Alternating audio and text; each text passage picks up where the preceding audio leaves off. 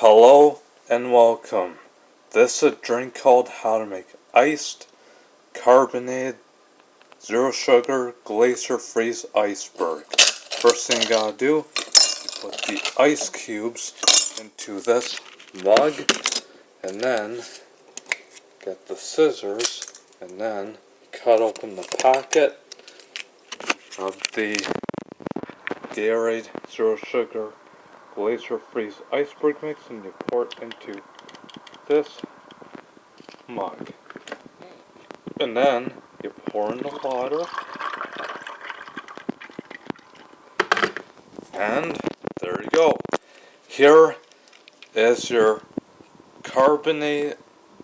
here is your iced Gatorade Zero Sugar Glacier Freeze Iceberg. Enjoy, folks, and thank you for watching.